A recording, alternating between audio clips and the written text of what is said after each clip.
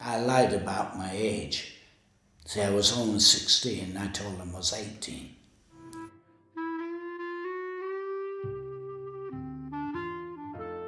My father was a manager in the mines, and when I was 13, I was sent to get a job down the mines, and I hated it.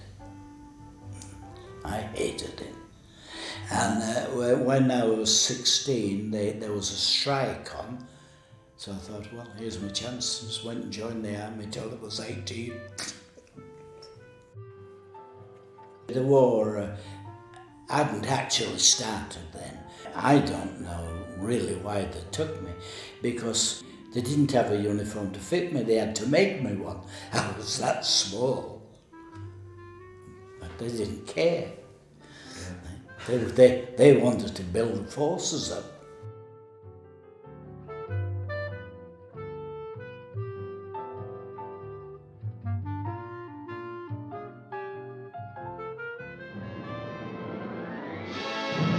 The shadow of the conquering German armies covered Western Europe.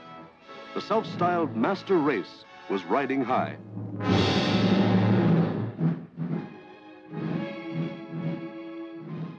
Being in a regular army, see, we were fighting rearguard action all the time.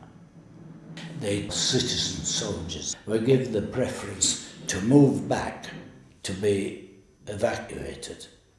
But being regular army, we had to be in touch with the German army to keep them at bay as long as possible. It was fight, retreat, fight and retreat. Well, we were doing that. They were evacuating at Dunkirk. They got, what, 3/4 of the British Army away. But there was no hope for us. They'd made their evacuation, that was it.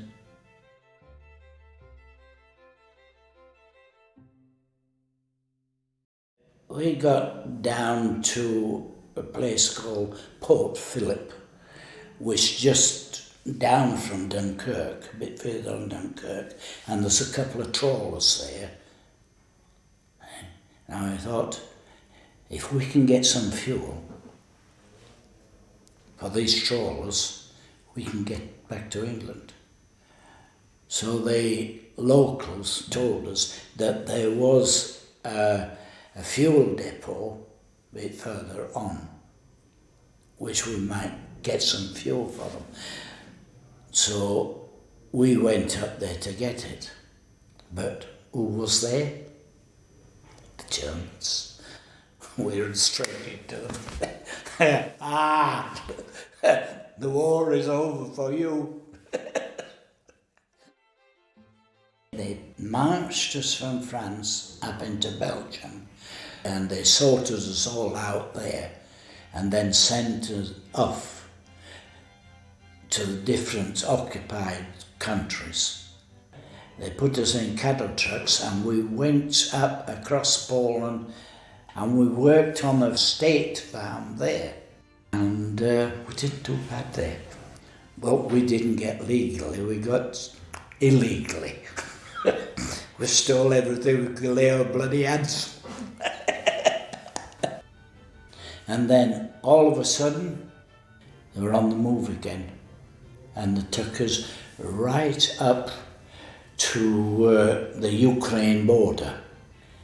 And do you know what happened next? I was working down the mines.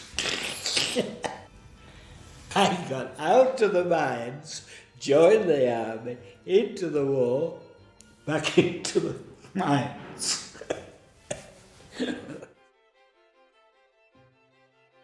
One day he come in, he said, pack up, we're going back to Germany.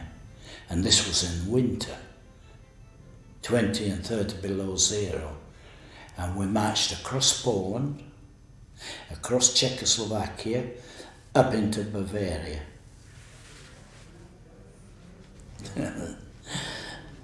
Boy, we didn't lose one man.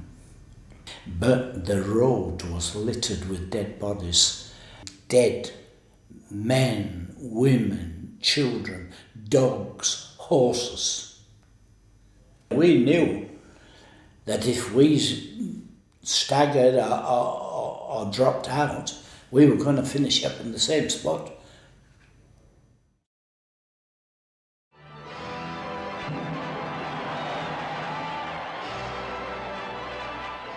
Throughout the world, throngs of people hailed the end of the war in Europe.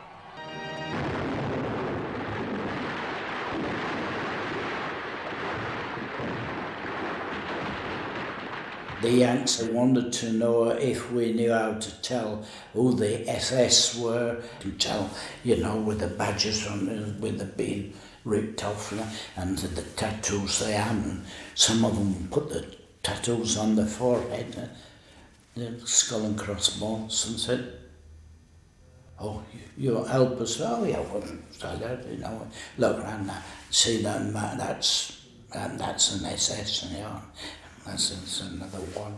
There's one there." Got them all together in a truck, took them between the forest and shot them. So I said to them, "Tell we bloody got out of here, we don't want nothing to do with this." So we went then on the train. We managed to get a train and went down back to Belgium, to Brussels.